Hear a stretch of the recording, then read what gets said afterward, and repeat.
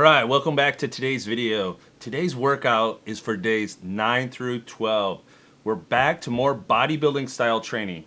Now just to confirm with you, we are doing 30 minutes after every bodybuilding workout. And to find your right intensity level, I want you to take 220 minus your age and then times it by 70%. That should give you your fat burning zone.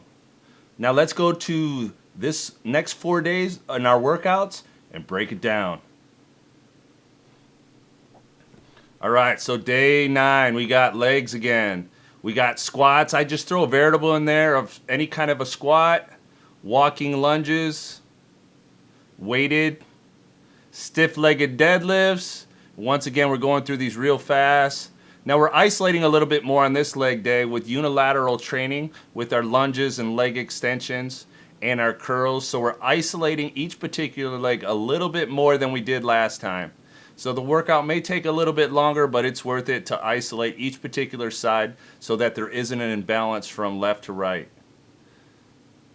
Alright, then we just got a little bit of calves. We're going single leg again, once again unilateral, so that one isn't a dominant factor and we can work each side. Okay, 20 minutes of cardio. Actually, this one we should be kicking it up to 30 minutes of cardio. So between 20 and 30. Okay, day 10, we got a back workout. Okay, once again, we're going a little bit more unilateral or single-sided training. We got a cable single leg or single arm row, focusing on driving the elbow down and back so that the scapula squeezes. Okay, we're calling this a high row because you get to actually lean back at a little bit more angle than as if we were doing a lat pull down, and it's a lot more vertical. So don't be afraid to kind of lean back on that one. Okay, we got a wide grip cable lat pull down here, so wider angle so that we can isolate the lats a little bit more without the bicep coming into play. Those cable machines are really great. Alright, then we transition into bench. Okay, so this is a back and chest day. So we go straight bar today. So last time we used dumbbells. This time we're going to throw a variable of a straight bar. Okay, we go flat, then we go to an incline, and now we go to a decline. So chest up, bring the cables down, and really flex that squeeze. So that was the second one of that workout. That was back and chest day. Then once again, there we go, 30 minutes of cardio. We kick up our cardio. Next day, we got shoulder press, so we're using more barbell than last week. We used dumbbells.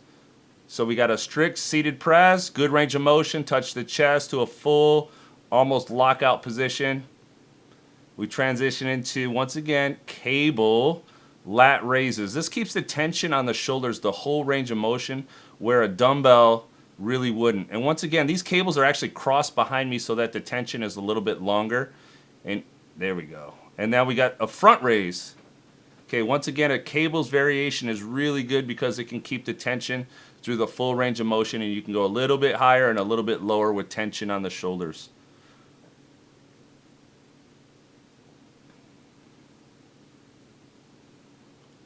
All right, then we got rear delt. Okay, keeping the elbows high, palms back, palms forward so the knuckles come back. Really get a good flex and a squeeze. The cable won't allow for too much momentum. And then we finish out here with some shrugs. Okay, really focusing on the squeeze of the traps. And a lot of girls are doing this program and I don't recommend traps as much as with the fellas. Okay, so we got more obliques. Last week was more rectus abdominis, the center abdominal. This time we're kind of incorporating a little bit more obliques into this workout. So rotational elements. So we had our ab straps, knees to elbows angled, and our back extensions with a turn or a rotation at the top. This is an excellent movement. Okay, we're going into a decline sit-up, and once again, we got the rotation in there. So we are working the rectus abdominal, the center abdominal, but also the obliques to kind of make that rotational strength there too. Okay, then we'll go just isolated crunch for the obliques. Really focus on bringing the scapula and the shoulder blades up and squeezing. I like to actually touch the abdominals so that I can feel the contraction at the top of the movement.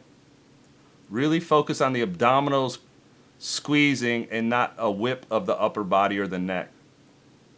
All right, day 8, we got bis and tris. So we got triceps we're starting with.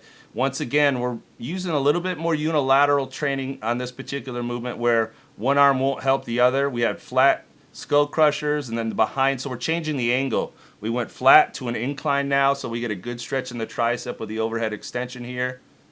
This is not necessarily have to go heavy with these movements. I really want you to focus on the range of motion and squeeze. Get that good stretch at the bottom. And then we're going to go right into our tricep press downs, reverse style. Good. Get that good squeeze at the bottom. This one's a burner. Okay, then we transition into biceps. Once again, unilateral, one side at a time. Seated so you can't swing as much. Focusing and squeezing at the top of momentum. Good. Focus on the squeeze. This is called supinating. Going from a neutral to a palms up position.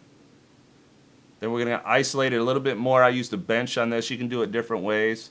Really focus on the squeeze at the top. You actually don't have to quite fully extend or you'll lose tension on the muscle. So almost about 80% through the range of motion, so I don't want you to hurt the joint at the bottom. So get a good stretch so that the bicep is stretching, and then a good flex at the top.